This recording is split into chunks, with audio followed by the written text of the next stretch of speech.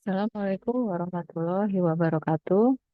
Pada video kali ini saya akan masuk ke topik yang selanjutnya ya, perluasan dari regresi linear sederhana di mana sebelumnya hanya melibatkan satu variabel prediktor.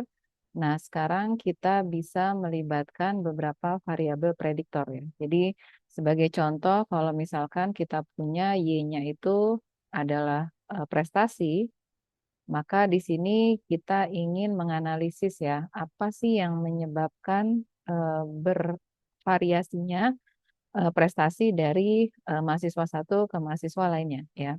Nah, apa yang menyebabkan prestasi ini bervariasi? Ya tentu sebenarnya kalau kita lihat di dunia nyata ya jelas ada banyak faktor ya. Jadi misalkan kita coba pertimbangkan ada faktor motivasi, kemudian ada faktor misalkan dari kecerdasan, kemudian mungkin dari latar belakang pendidikan orang tua dan lain sebagainya, maka jelas ketika kita melibatkan lebih dari satu variabel prediktor, maka di sini kita masuk ke model regresi berganda.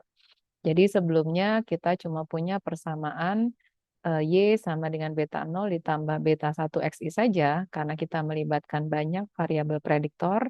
Misalkan ada sebanyak P prediktor, maka kita tambahkan, kita perluas persamaan model regresinya menjadi beta 2 X2 ditambah dan seterusnya sampai beta P dikalikan XP.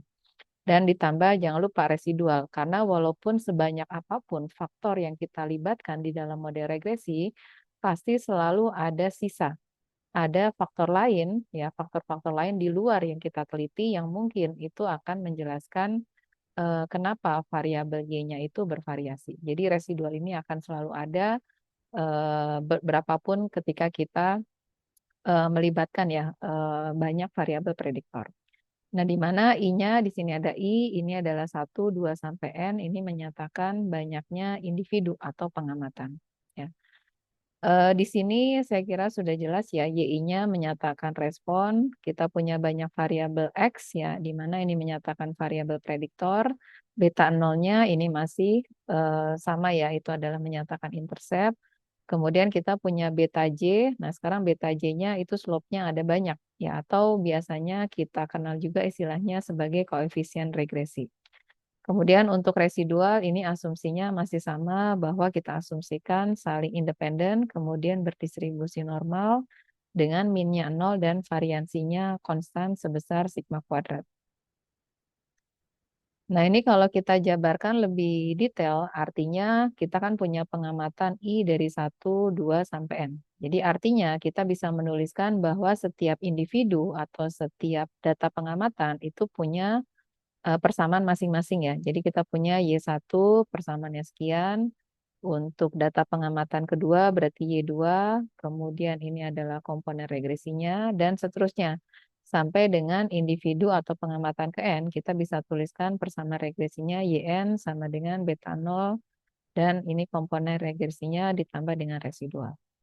Jadi secara umum ketika kita punya N pengamatan, maka kita punya N persamaan regresi. Dan untuk memudahkan, biasanya N persamaan regresi itu bisa kita tuliskan dalam bentuk persamaan matriks ya. Jadi persamaan N persamaan tadi kita tuliskan dalam persamaan matriks. Kemudian kalau kita uraikan, ya sederhanakan, maka kita dapatkan bahwa dalam persamaan matriks kita sekarang punya vektor Y, ini yang menyatakan vektor respons. Kemudian kita punya matriks X, ya, di mana matriks X ini ukurannya itu adalah N dikalikan P plus 1. Ya, jadi banyaknya kolom itu ada sebanyak variabel prediktor yang kita libatkan P ditambah 1. Ini ada vektor satuan, kolom satuan ini yang menyatakan terkait dengan interceptnya, karena kita punya beta 0. Ya, jadi ukurannya adalah N dikalikan P plus 1. Kemudian kita punya vektor beta, ini adalah vektor dari parameter koefisien regresi, ukurannya itu adalah P plus 1 dikalikan 1. Ditambah, dan ini kita punya vektor residual, ukurannya dia sama, dia ukurannya adalah N dikalikan 1. Ya. Nah, secara umum berarti kalau kita tuliskan dalam persamaan matriks, maka kita punya persamaan matriksnya adalah seperti ini.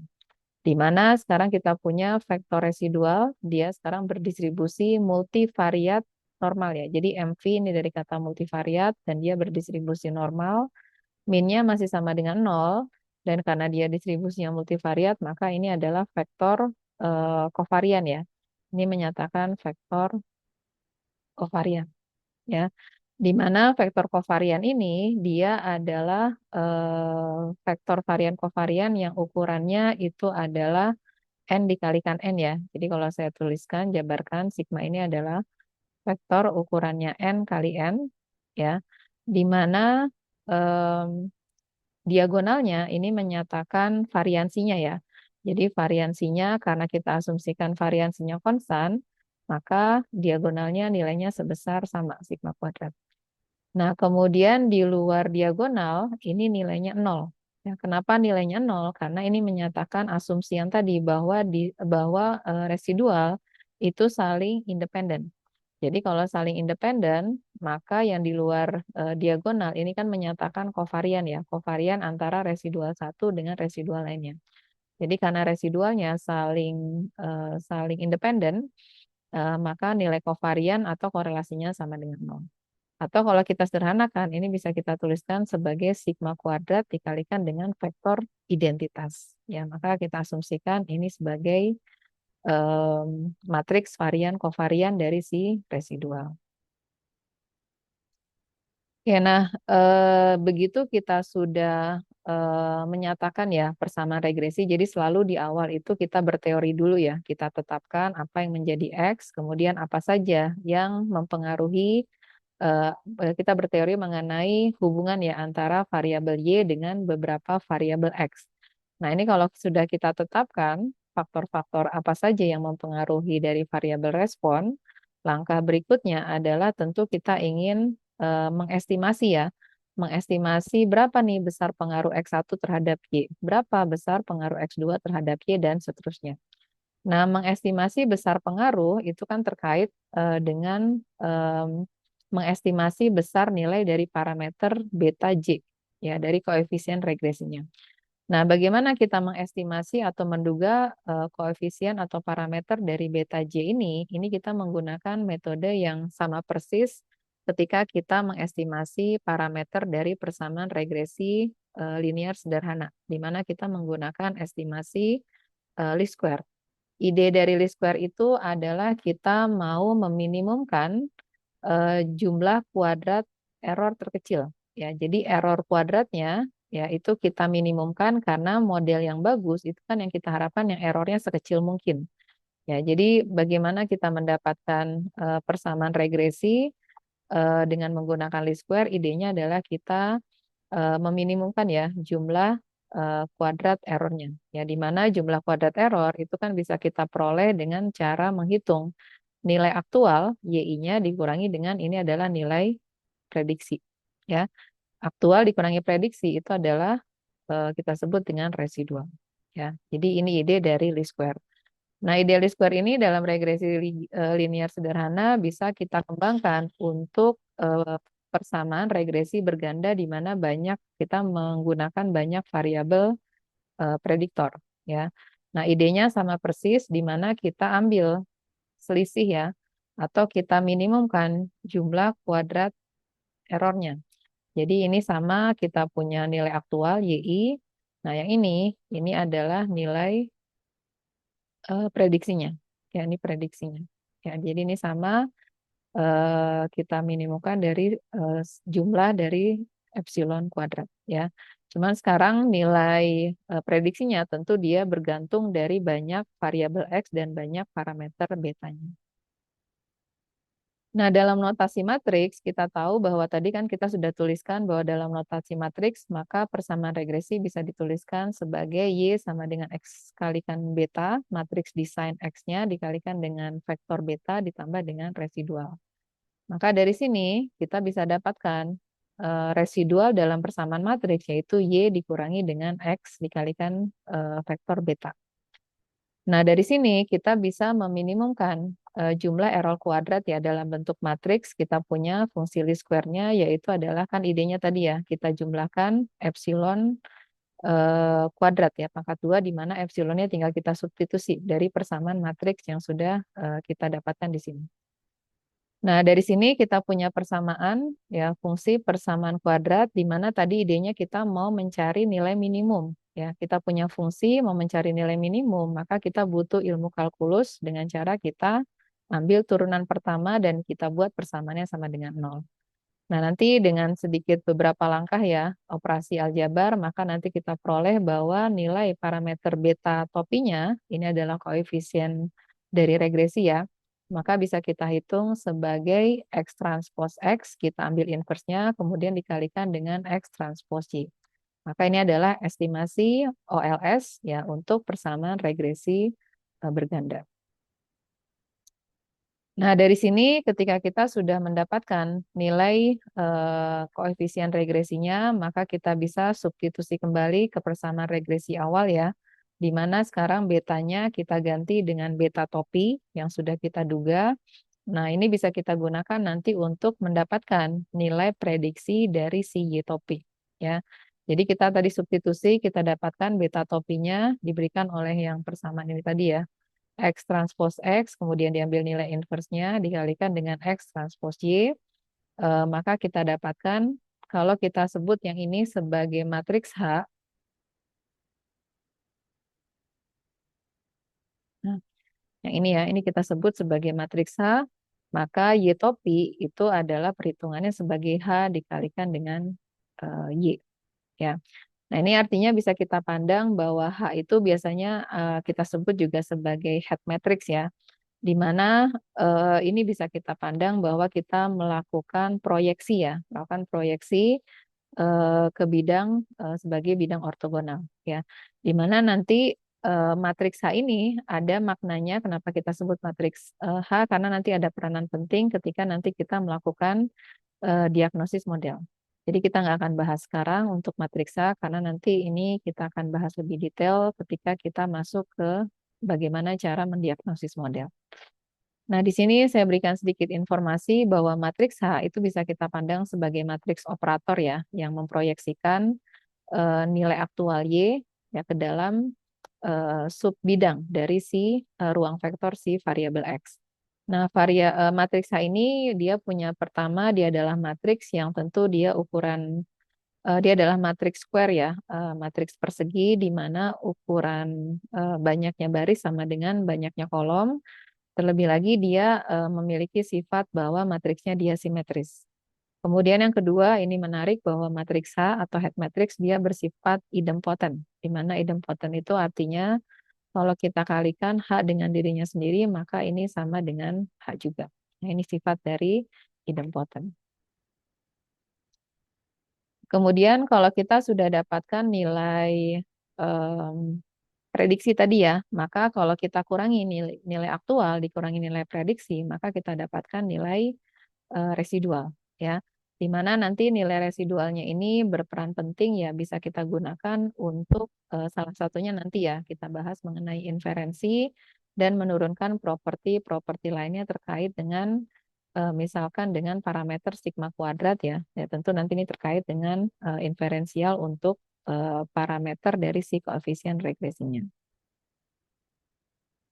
Nah, sebagai ilustrasi, misalkan sekarang kita punya persamaan regresi berganda, ya kita misalkan cuma melibatkan dua variabel kontinu prediktor ya, variabel prediktor kontinu kita sebut X1 dan X2. Maka di dalam persamaan model regresi berganda, maka bisa kita tuliskan seperti ini ya. Jadi kita punya tiga parameter, beta 0, beta 1, dan beta 2. Kemudian ini adalah X1 dan X2 yang menyatakan variabel prediktornya. Ya.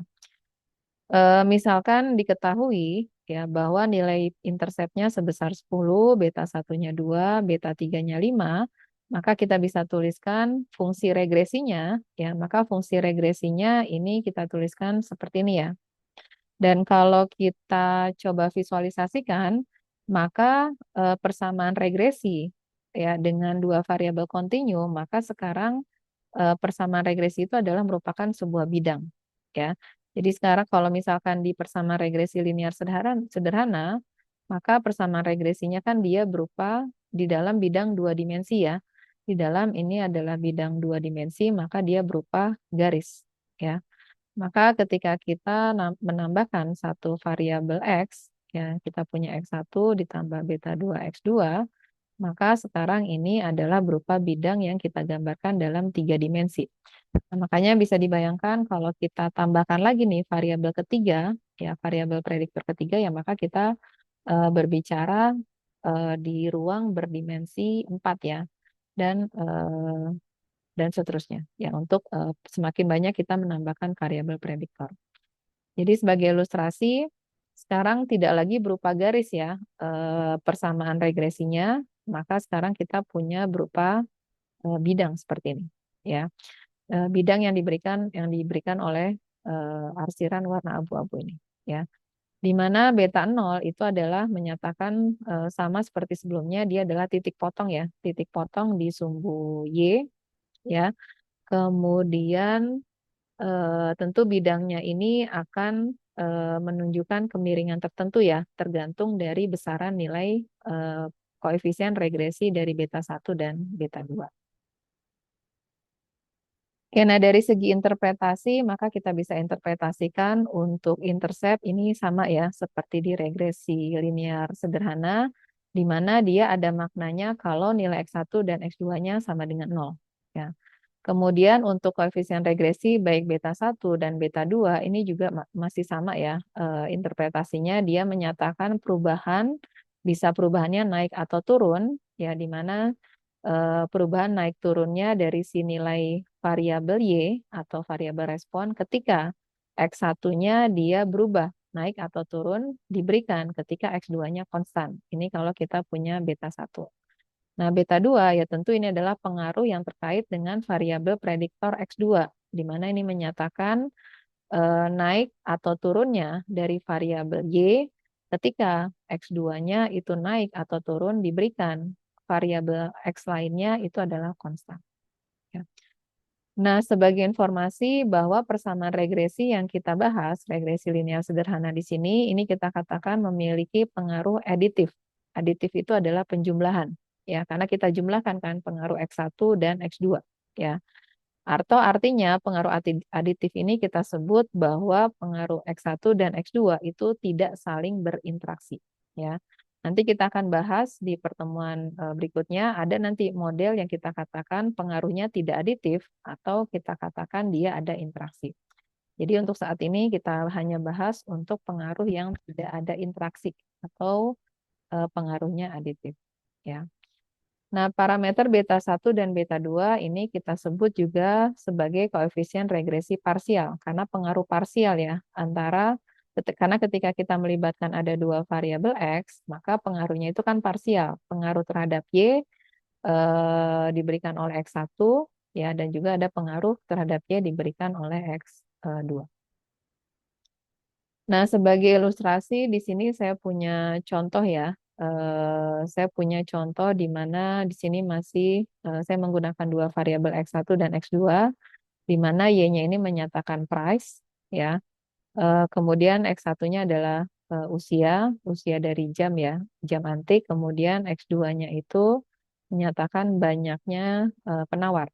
Ya, kemudian saya ingin menganalisis ada nggak nih pengaruh usia jam, umur jam, ya, dan banyaknya jumlah penawar terhadap harga dari si jam antik yang dilelang, ya. Nah, dari sini tentu berdasarkan tujuan tadi kita bisa menggunakan persamaan regresi linear berganda. Nah, dari sini sebelum kita estimasi, ya, berapa besar pengaruhnya, di sini menarik juga kalau kita lakukan eksploratory dulu, ya. Kita lihat bagaimana kaitan antara variabel Y dengan masing-masing variabel X, ya. Nah, dari sini kita bisa lihat ada kecenderungan bahwa kalau usianya semakin bertambah, ya, umur dari jam bertambah, maka harga harga jamnya juga dia semakin tinggi. Begitu juga ketika jumlah penawarnya juga semakin banyak, ini juga memiliki kecenderungan bahwa harganya juga semakin tinggi. Maka nanti bisa kita harapkan bahwa ketika kita menggunakan regresi berganda, Maka tentu kita harapkan nanti nilai beta 1 dan beta 2 topinya tentu ini akan memberikan nilai positif. Ya, karena berdasarkan eksploratory kecenderungannya semakin tinggi ya. Ketika X-nya semakin tinggi, Y-nya juga semakin tinggi. Nah, bagaimana kita melakukan regresi berganda? Ya, kalaupun kita menggunakan secara teori tadi ya, tentu nilai beta topinya kan kita hitung sebagai X transpose X, kita inverskan dikalikan dengan X transpose dikalikan Y. Ini perhitungan secara manual, jadi kita perlu menghitung perkalian matriks ya. Nah, perkalian matriks ini atau estimasi OLS ini bisa kita mudah dapatkan dengan menggunakan bantuan software. Ini kita masih menggunakan fungsi yang sama, yaitu LM, model linear model, di mana sekarang kita punya variabel Y-nya kita regresikan terhadap dua variabel X. Ya. Maka nanti kalau kita keluarkan outputnya menggunakan summary ya dari si objek LM, maka kita bisa fokus ke tabel koefisien di mana ini kolom yang pertama ini adalah nilai estimasi OLS ya. Di mana nanti kalau kita hitung maka kalau menggunakan perkalian matriks ya, maka beta topi itu berarti dia adalah vektor. Vektor ukurannya adalah 3 kali 1, di mana yang baris pertama itu adalah nilai interceptnya ya. Kemudian baris kedua ini adalah koefisien regresi dari X1. Kemudian yang ini adalah baris ketiga adalah koefisien regresi dari X2. Ya, ya, ya. Dan sama nanti di sini mungkin ini nanti ya, ini bagian dari inferensi kita bahas di pertemuan berikutnya. Nah, setelah kita dapatkan estimasi beta topinya, ya maka bisa kita tuliskan hasil persamaan regresinya berarti adalah minus 1338 ditambah 12,7 X1 ditambah 85,9 X2 ya. Kita dapatkan ini positif ya sesuai dengan exploratory tadi bahwa pengaruhnya dia positif. Ya. Oke, nah dari persamaan regresi ini maka nanti kita bisa gunakan untuk memprediksi ya. Jadi kalau misalkan saya punya suatu jam antik ya, usianya misalkan 150 tahun, kemudian di pelelangan ada 10 orang yang menawar. Maka dari persamaan estimasi regresinya bisa tinggal kita substitusi ya. 150 itu adalah X1, kita kalikan dengan beta 1, kemudian jumlah penawar X2 itu kita kalikan dengan beta 2. Maka kita prediksi harganya untuk usia umur jam 150 tahun dengan 10 penawar itu adalah sebesar $1.431. Nah, kalau di R, kita bisa menggunakan perintah predik ya. Predik pertama tentu yang kita masukkan adalah objek dari LM, tadi saya sebut fit. Kemudian, koma kita masukkan ya, variabel prediktor X-nya apa? X1-nya 150, X2-nya adalah 10. Maka ketika kita running, maka diperoleh hasilnya adalah sebesar 1431. Ya. Oke, saya kira itu ya materi untuk video kali ini. Terima kasih yang sudah menyaksikan ya. Dan jangan lupa biasa ada proses yang harus dikerjakan. Ya. Wassalamualaikum warahmatullahi wabarakatuh.